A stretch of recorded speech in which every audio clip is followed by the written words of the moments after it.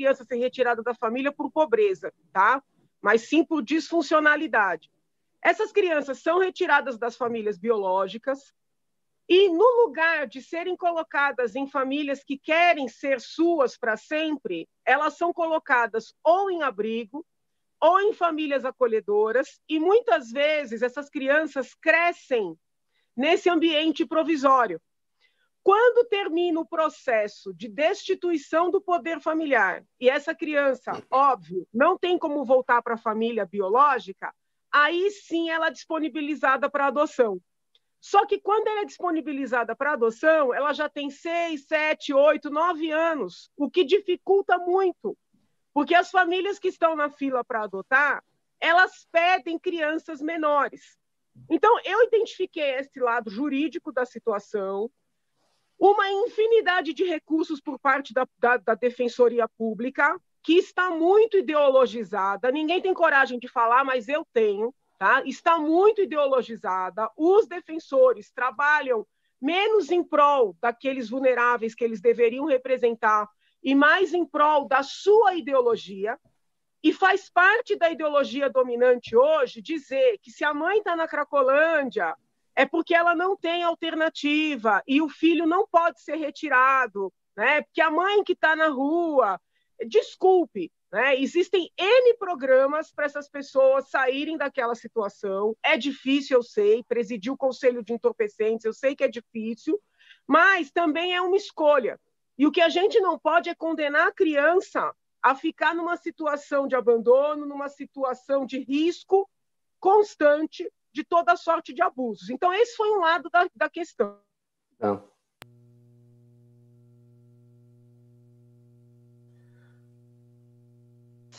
Algum problema com o seu áudio? Agora sim, deu uma falhada, uma interrompida. Pode concluir, deputado. Nos eventos que tratam de adoção, uma pressão para que só se fale de adoção tardia ou de adoção. A senhora está no smartphone, não é? E o telefone toca, né? Não sei, desculpa. Como se os pais que pedem crianças pequenas fossem criminosos. Então, a culpa, né, a culpa de não conseguirem adotar é desses.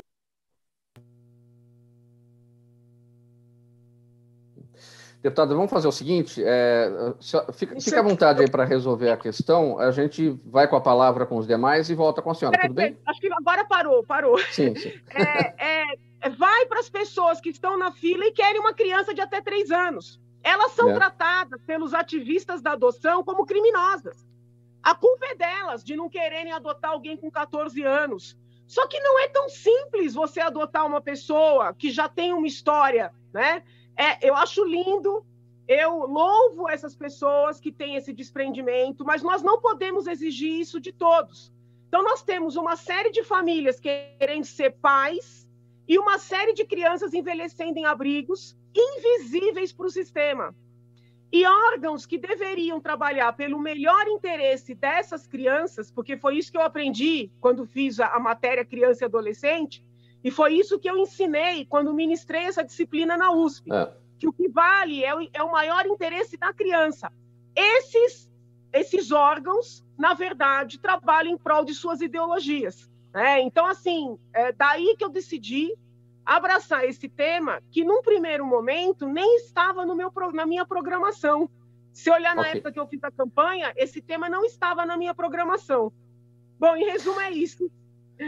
Doutor Júlio Trecenti, o olhar da Associação Brasileira de Jurimetria para esses entraves da adoção, que a deputada Janaína Pascoal acabou de desenhar aqui para a gente, de traçar esse cenário, e o que faz mesmo a Associação Brasileira de Jurimetria? A jurimetria é a estatística aplicada ao direito. Você é um estatístico.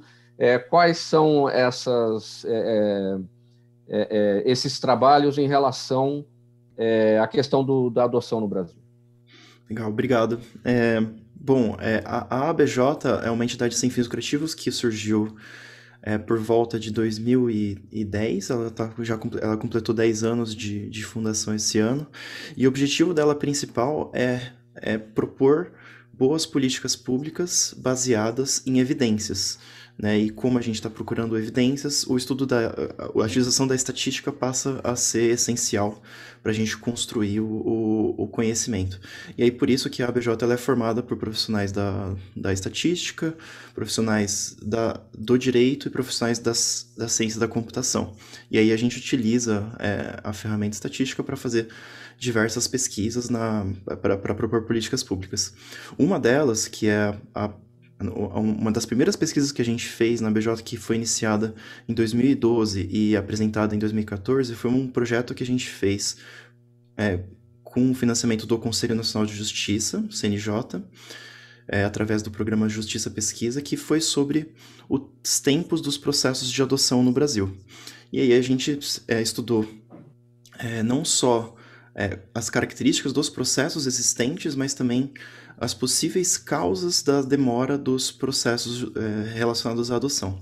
Fazendo curto uma história muito longa, convido todos para fazer a leitura do relatório, porque é um relatório bastante extenso. A gente identificou que existiam gargalos, especialmente no processo de destituição do poder familiar, como a deputada bem colocou, e a gente identificou que, por exemplo, algumas etapas relacionadas a problemas de processo mesmo, às vezes acabavam empurrando o processo de uma forma ineficiente, sendo que a gente deveria estar se preocupando, na verdade, com o tempo de vida da criança, porque a gente sabe que quanto mais velha a criança está, menor a probabilidade dela ser adotada ali no futuro. Então, nessa pesquisa, a gente mapeou todos esses problemas, identificamos esses tempos e estimamos utilizando estatística, e a gente fez um rol de proposições. Algumas delas foram até consideradas na mudança que foi feita em 2017, na lei de adoção, mas a pesquisa está aí para orientar e auxiliar as políticas públicas, e obrigado pelo espaço para poder falar sobre ela. Certamente esse trabalho dessa pesquisa, desse levantamento, esse estudo, o projeto da deputada Janaína Pascoal, que a gente vai tratar daqui a pouquinho, certamente está baseado em todo esse trabalho que você apresentou aqui para a gente, não é isso? Muito bem, deixa eu seguir aqui com o doutor Sávio. Doutor Sávio, Observatório Nacional da Adoção, qual é o trabalho de vocês aí em relação a esse tema?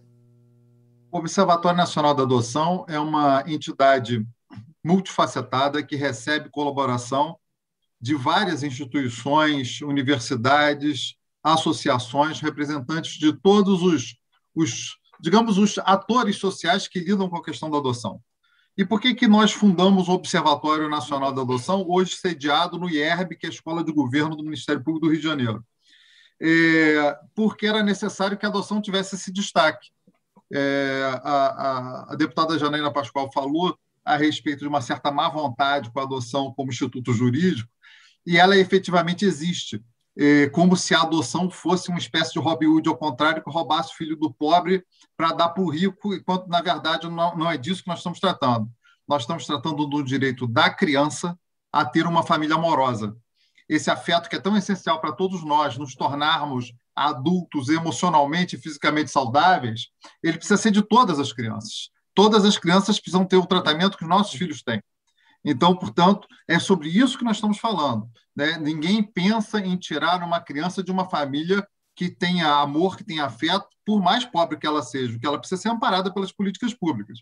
Nós estamos falando de mais de 30 mil crianças institucionalizadas, que não põem fogo em colchão, que não sequestram monitor, que não aparece no Fantástico de cara tapada. São crianças absolutamente invisíveis, varridas para debaixo do tapete da sociedade.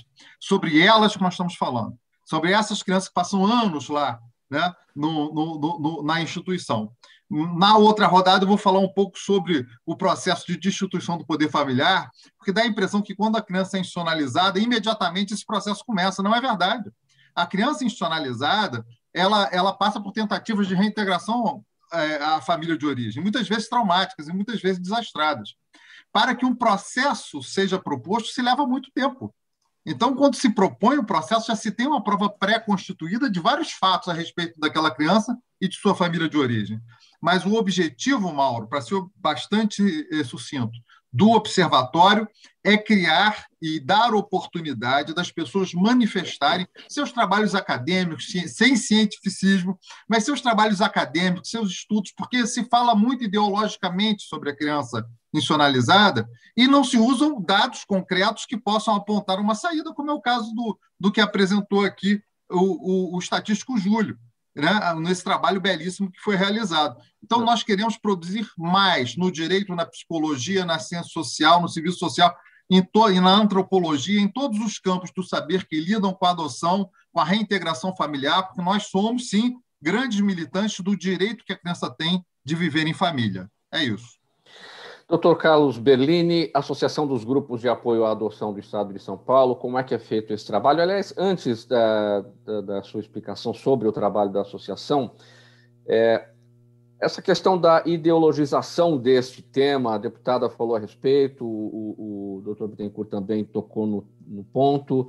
O que acontece? Por que a adoção também tem esse caminho no Brasil, como muitas coisas estão sendo ideologizadas? Mauro, eu queria aqui louvar a iniciativa da deputada. Muito obrigado, deputada, em nome de todos os grupos de apoio à adoção do Estado de São Paulo. Sei que a senhora é uma batalhadora. Tivemos algumas diferenças no início, mas quando tratarmos do seu projeto, né, na outra parte do programa, a gente vai poder debater um pouco mais o projeto e sabemos já que a nova versão está muito boa, deputada. É isso mesmo, acho que a gente está no caminho. Mas, Mauro, é o seguinte, eu acho que o pano de fundo, sabe, é ainda um outro. Sem entrar na seara do Júlio, me desculpe, Júlio, né? Mas eu queria trazer alguns dados que são muito importantes aqui no sistema de adoção do Brasil como um todo.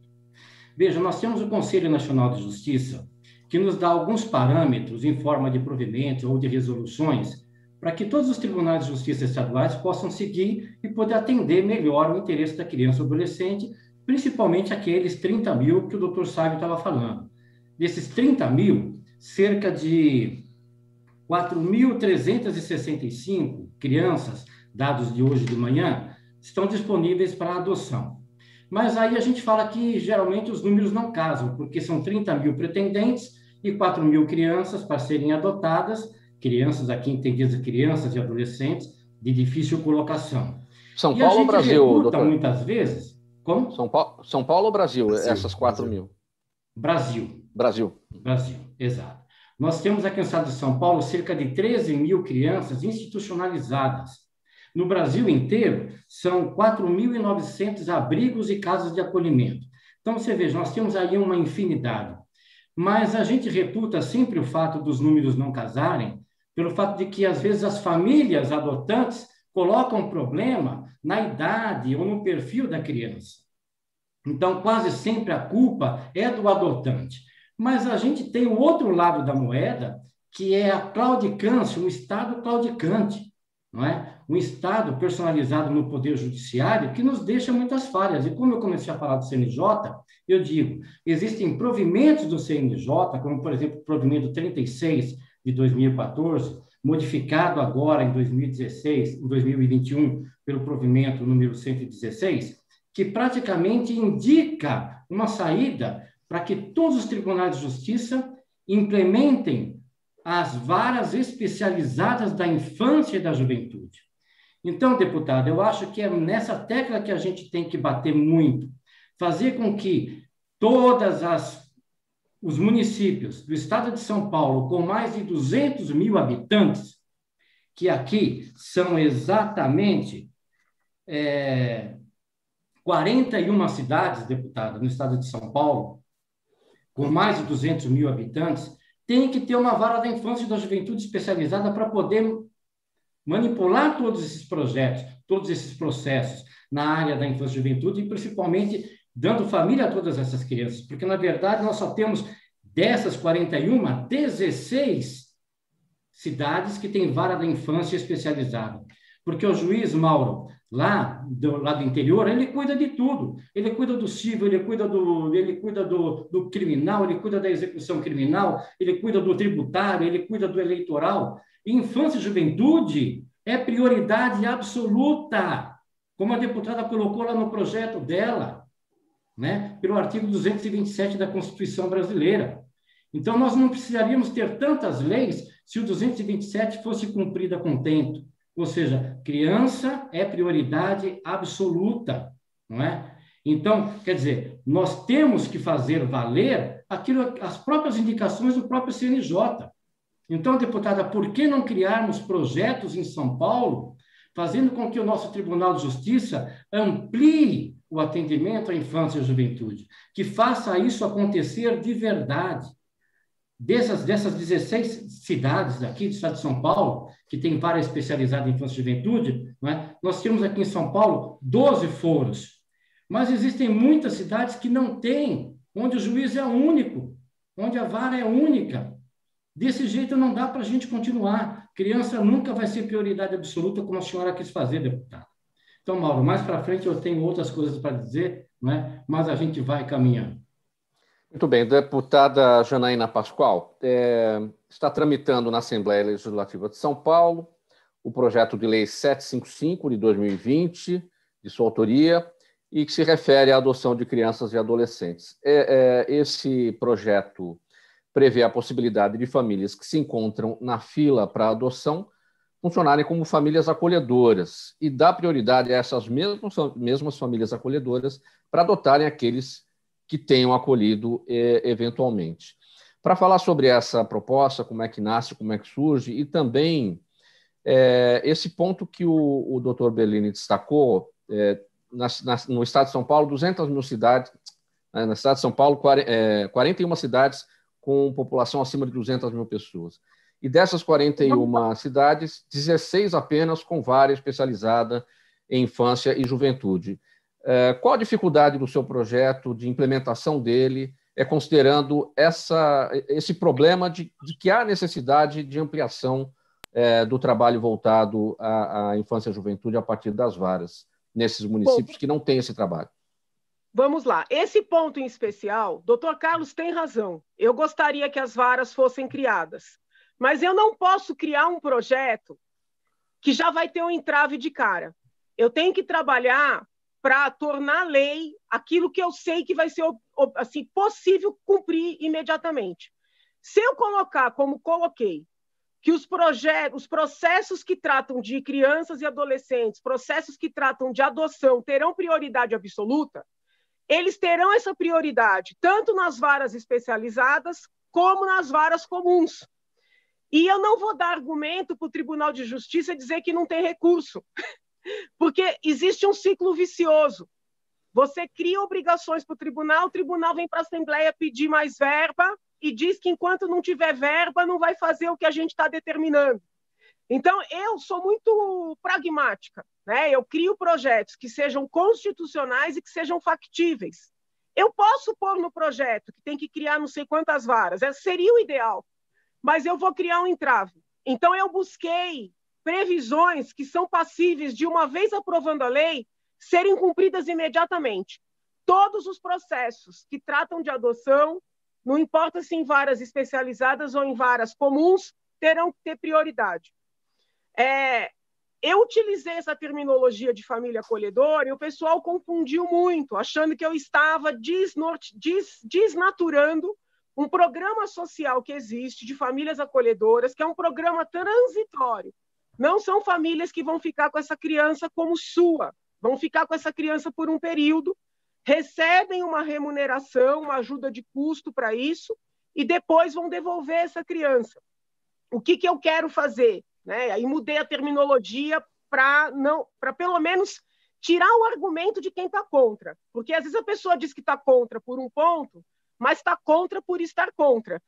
Então eu mudei a redação para dizer o seguinte: aquelas famílias que estão na fila, já habilitadas para adotar, são famílias que passaram por psicólogo, por assistente social, têm condições de adotar.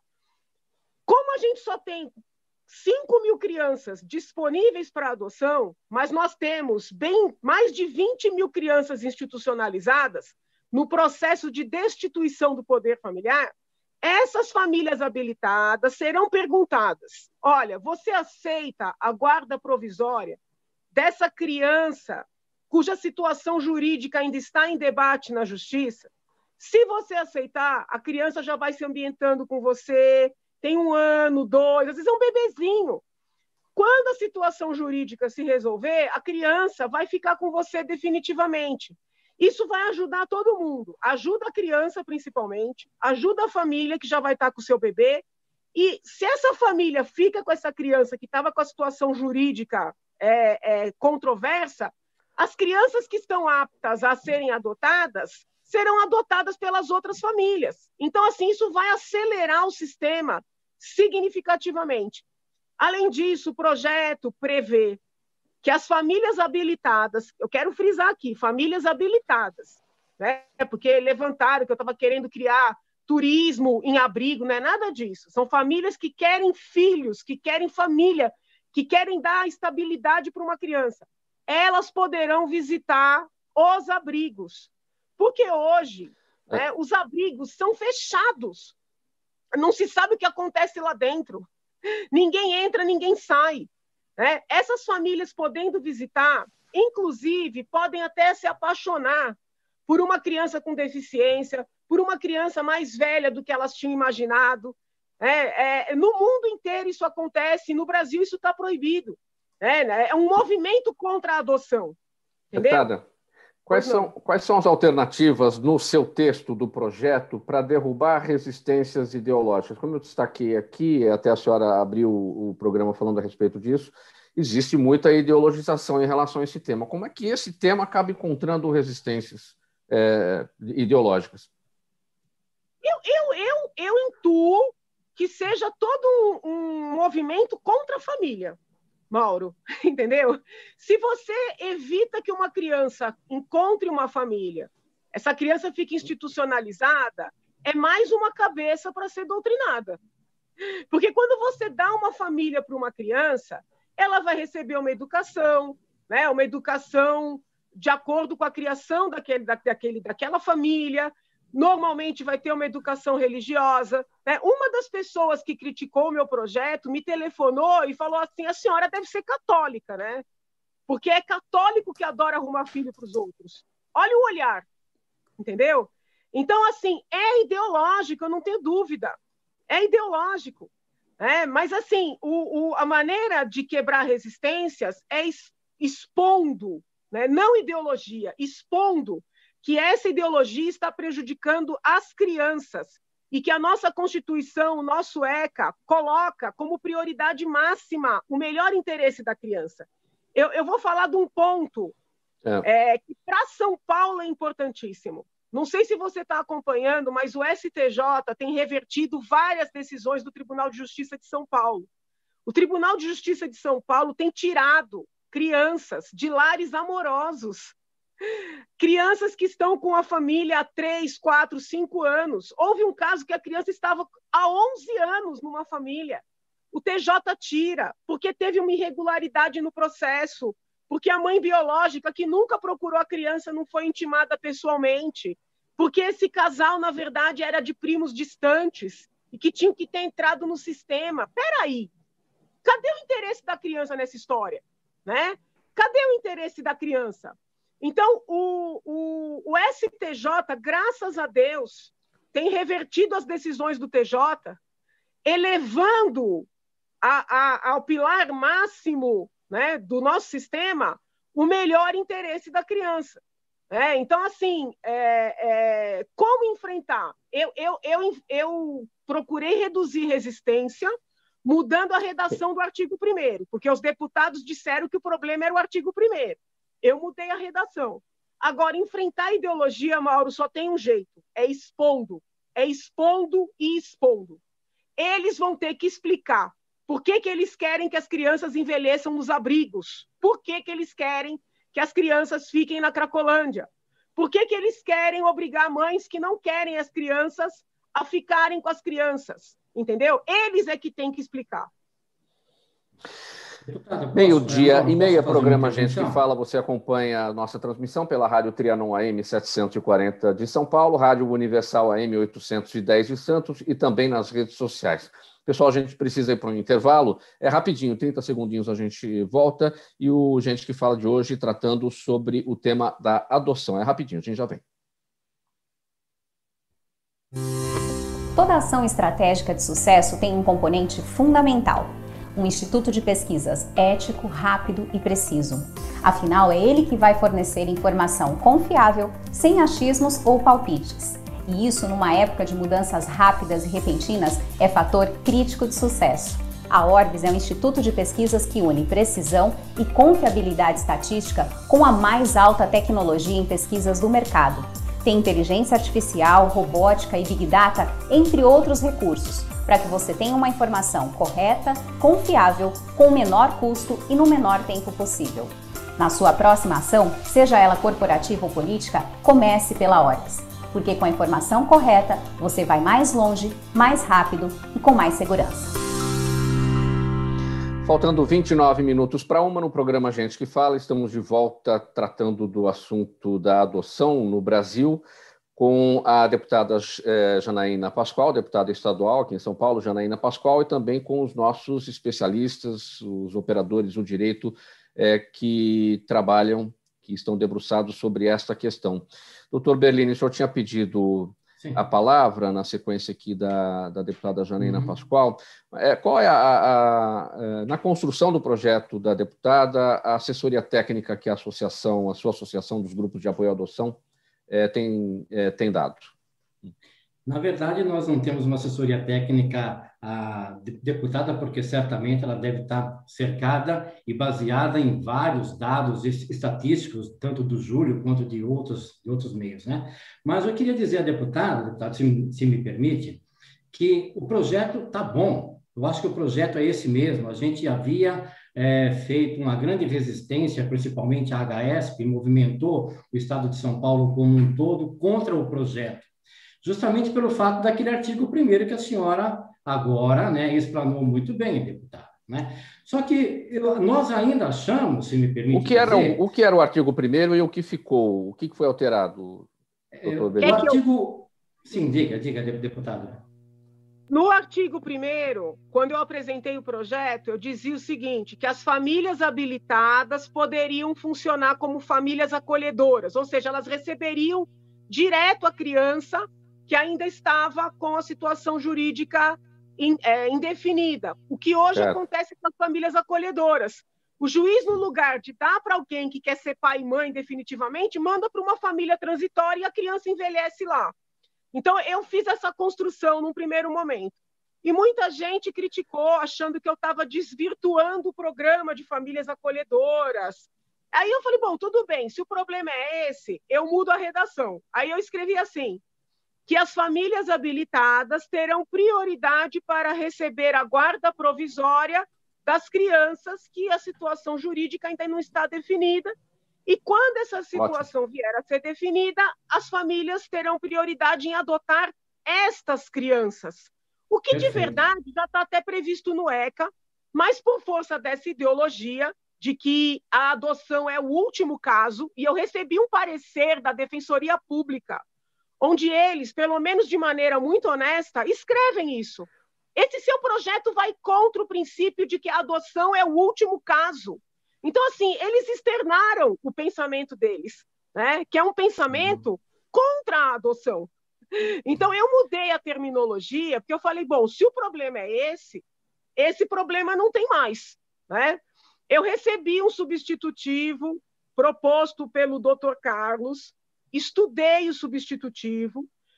O problema que eu vejo no substitutivo é que o Dr. Carlos quer que eu coloque as associações, né, de apoio à adoção no projeto. Então, as visitas às instituições seriam organizadas pelas associações de apoio à adoção.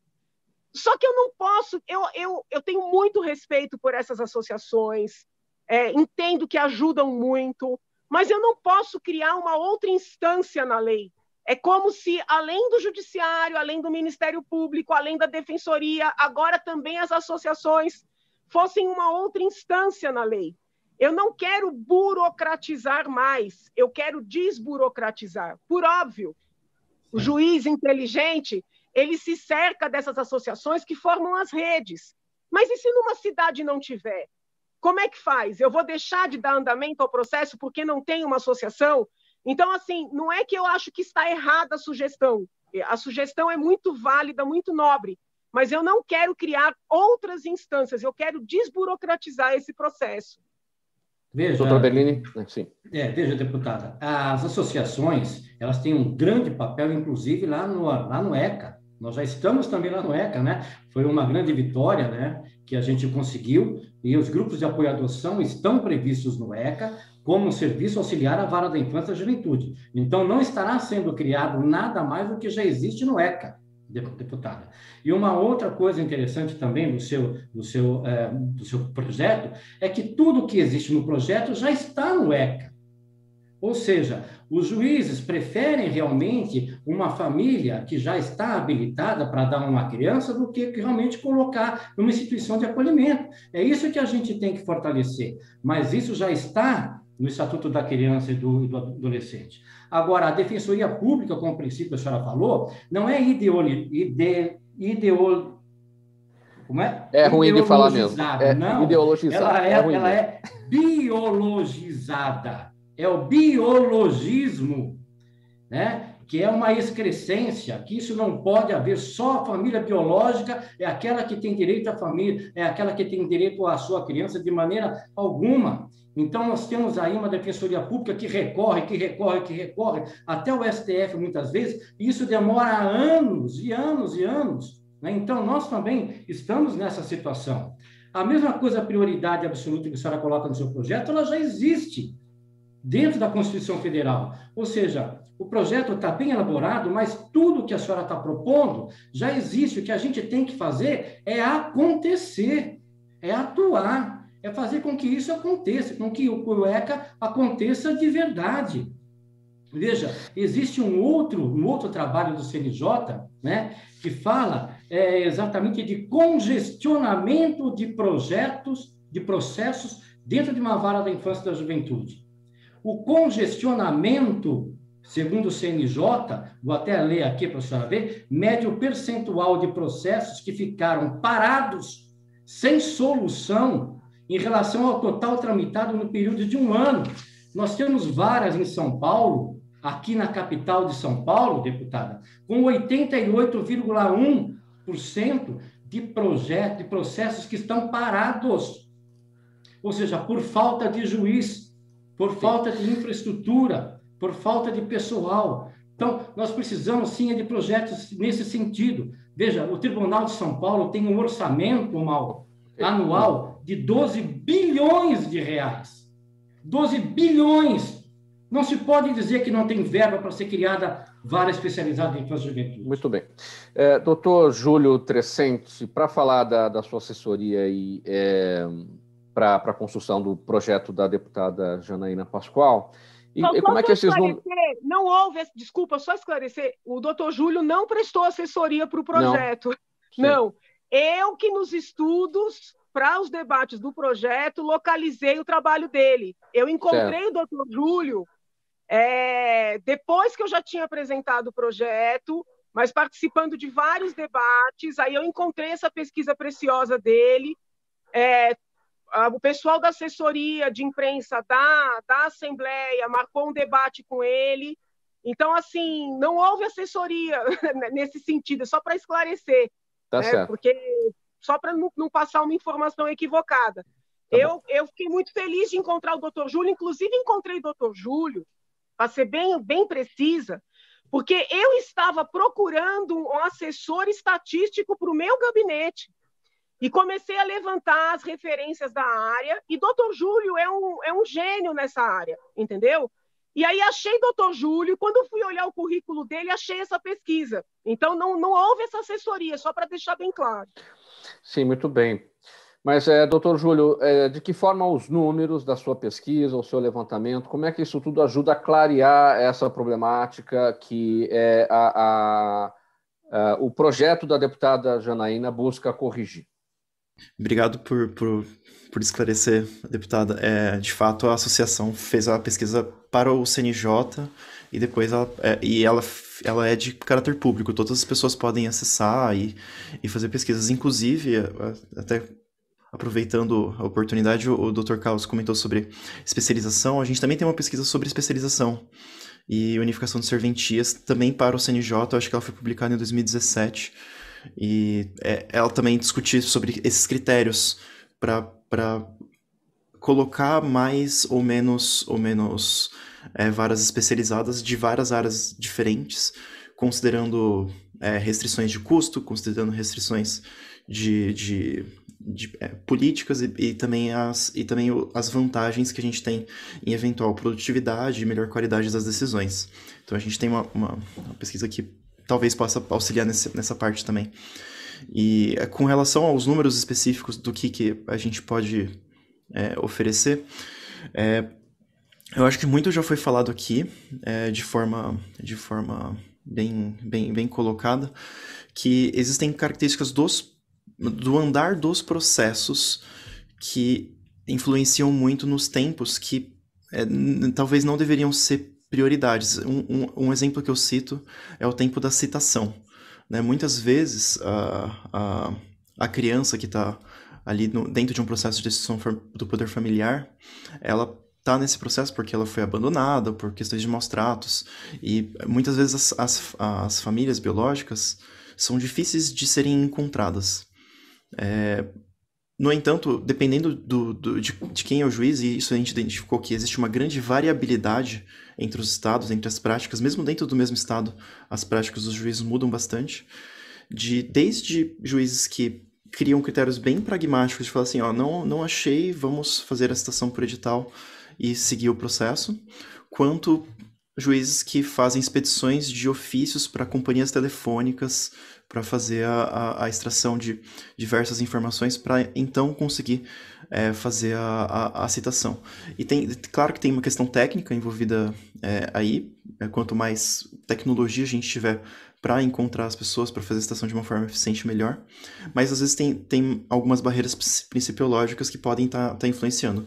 E aí o que a gente fez foi mapear isso, a gente identificou que só a etapa de citação, pelo menos no estado de São Paulo, tinha uma mediana de aproximadamente 1 ano nesses processos de decisão do poder familiar, o que é muito alto para o tempo para a criança que está ali precisando ser adotada.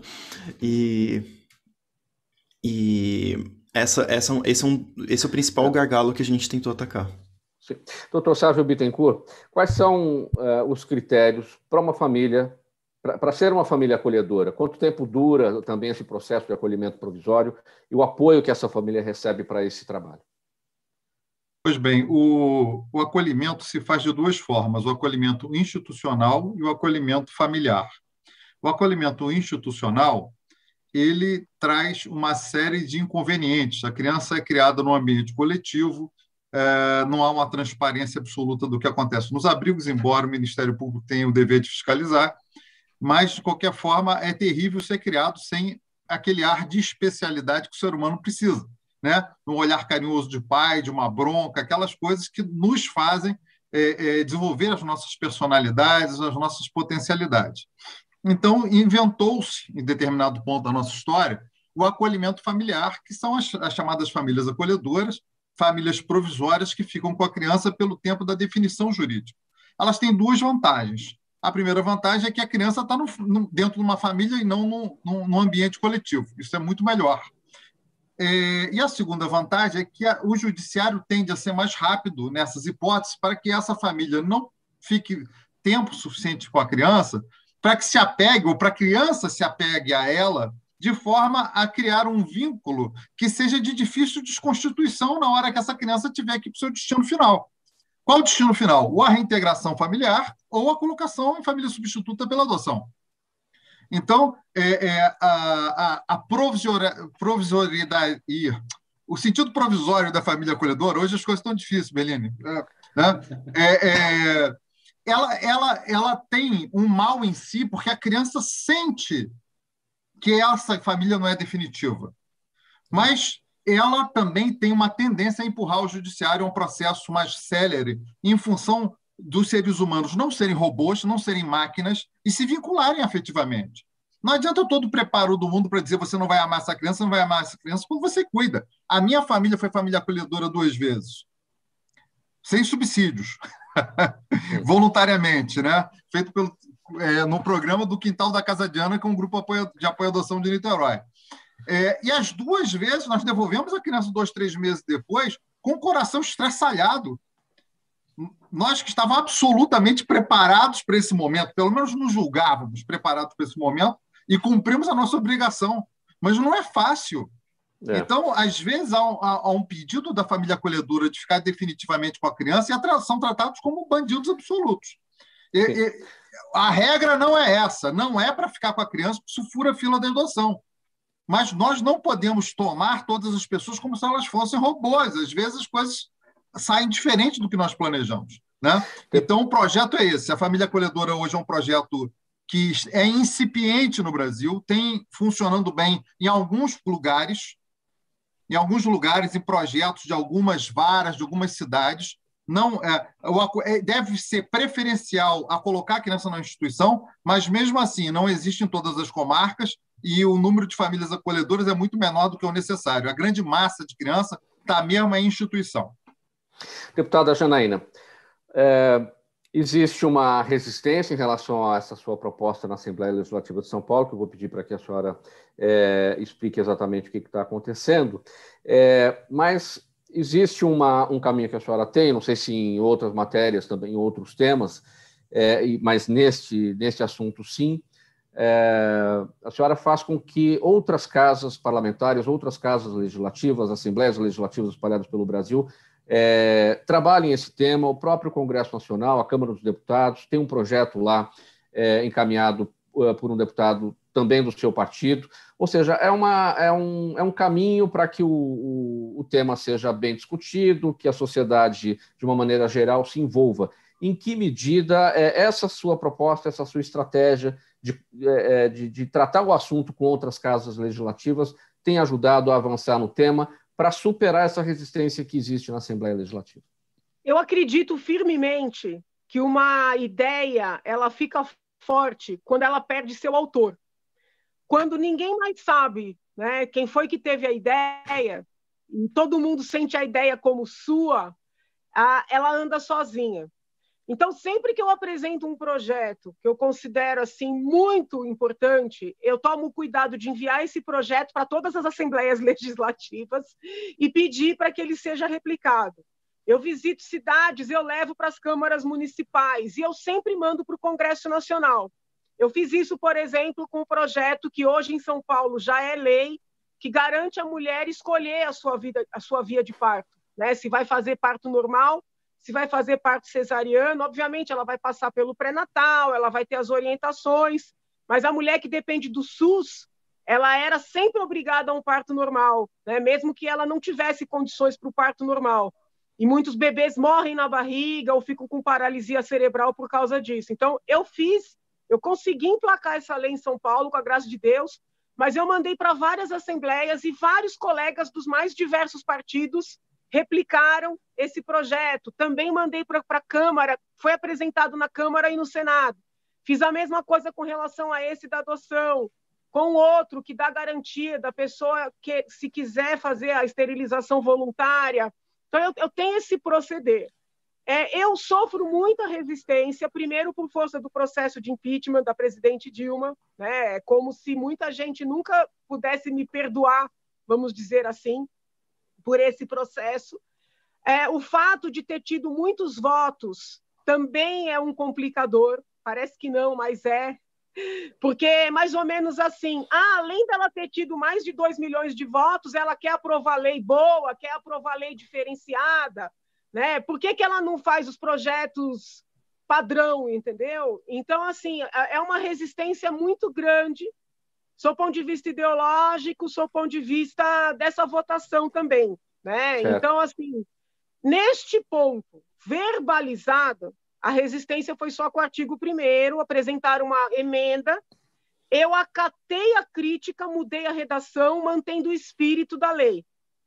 Mas, mesmo com isso, eu não estou recebendo sinalizações de apoio dos parlamentares que foram contra. Tá? Quem são esses parlamentares? É um grupo encabeçado pelo deputado Caio França, do PSB, a bancada do PT, a bancada do PSOL e a Rede, PCdoB e Rede. Né? Então, assim, vamos dizer, mais um grupo da esquerda.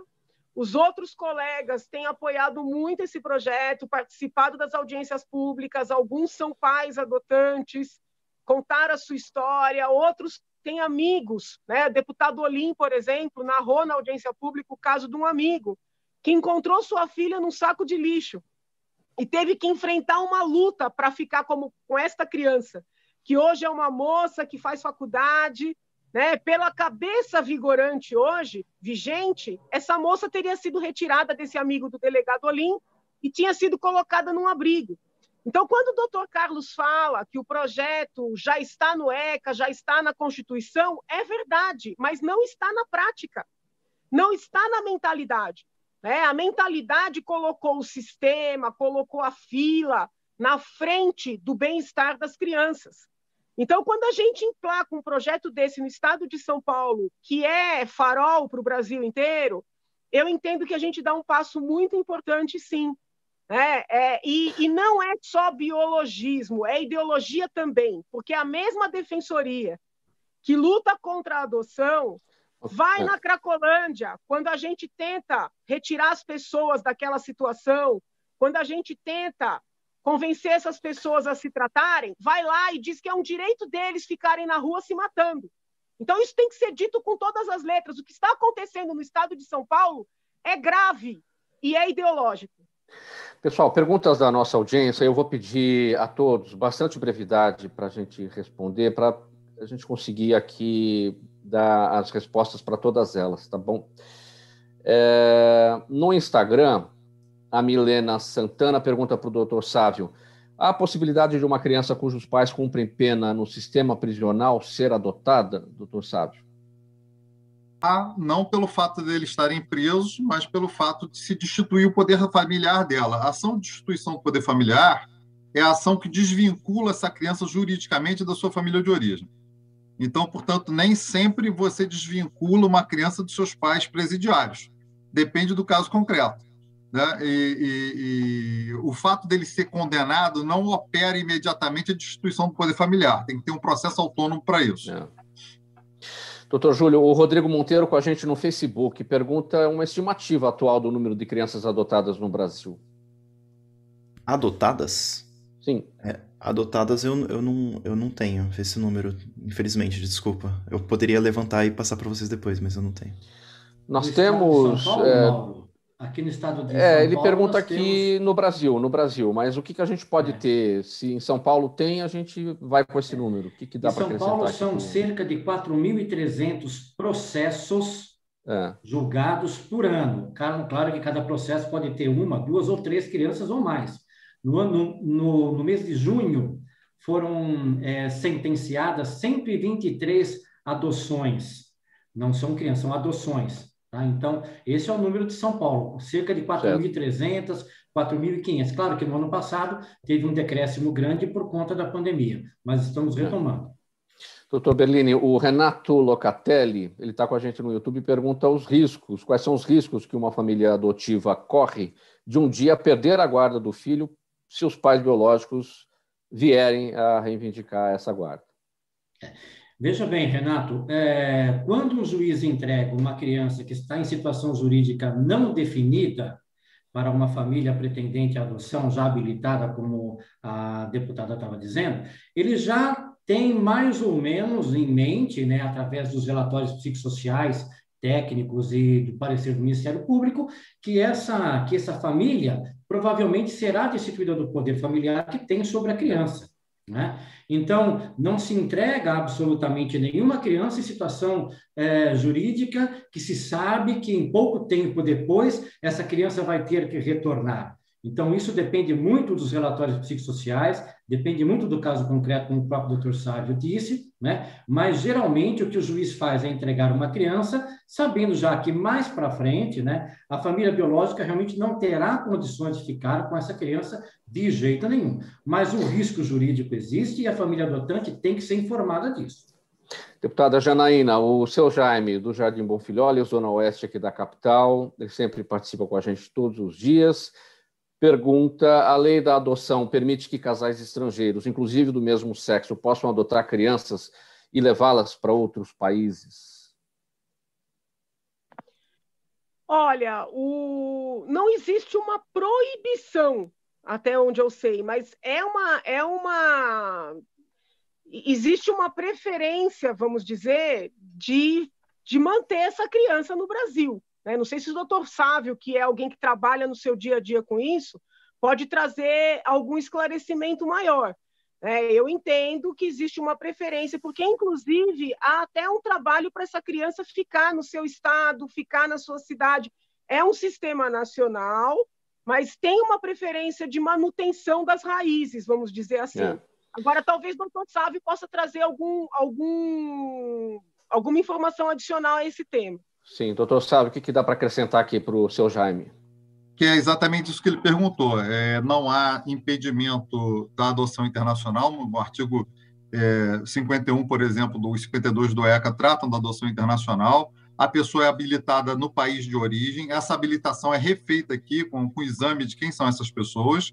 E tanto lá como aqui, casais do mesmo sexo podem adotar crianças. Quer dizer, tanto nesse país. Se nesse país puder, eles podem adotar. Se não puder lá no país, porque tem países da Europa que não aceitam adoção ainda por casais do mesmo sexo, aí não pode se adotar, porque essa criança vai ficar lá numa situação indefinida, nesse país de acolhimento. Mas essa matéria é regida pela Convenção Internacional de Haia e o Brasil é signatário. Deputada Janaína, o tempo está apertado aqui, 2 perguntas ainda, então já vou fazer as 2 e aí a senhora emenda uma na outra, por favor. A Vera Lima no Facebook pergunta se há algum limite de idade para quem quiser adotar. E a Eliana Guzmão no Instagram, como deve proceder uma pessoa que encontra uma criança abandonada e pretende adotá-la?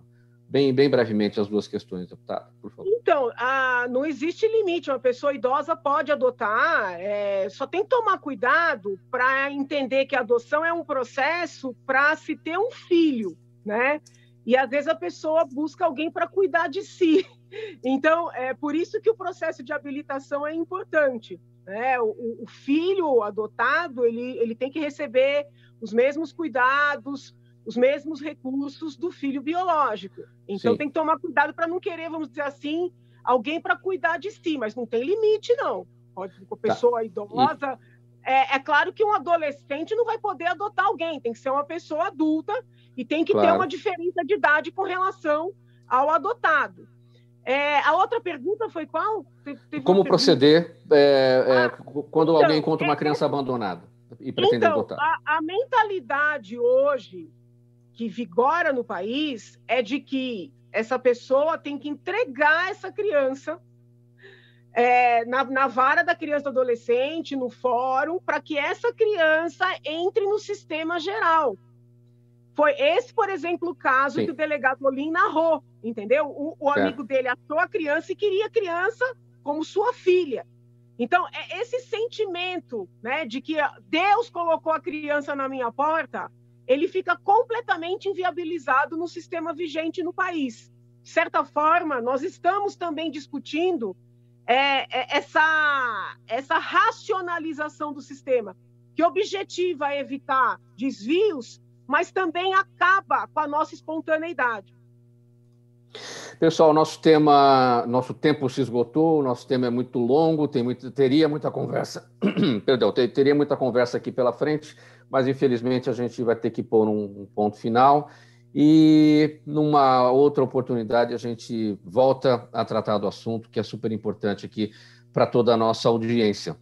Muito obrigado, deputada estadual Janaína Pascoal, do PSL, pela presença. Também conosco o estatístico Dr. Júlio Trescente, o procurador de Justiça no Estado do Rio de Janeiro, o Dr. Sávio Bittencourt, e também o advogado Dr. Carlos Berlini. Na mesa de som com a gente o Sérgio Souza, ele é o gerente técnico da Rádio Trianon. A apresentação minha, Mauro Friesman, pauta e redação do Pedro Schiavon, Zenilda Salvato, nossa diretora de produção, o jornalista Fausto Camunha, nosso diretor-geral, você ouvinte, você espectador, a razão da nossa presença aqui todos os dias. Na sequência agora da programação da Trianon, o Dermeval Pereira com o programa Sociedade em Foco, até as 2h, e a partir das 2h, o André Lúcio Nicoli com o programa André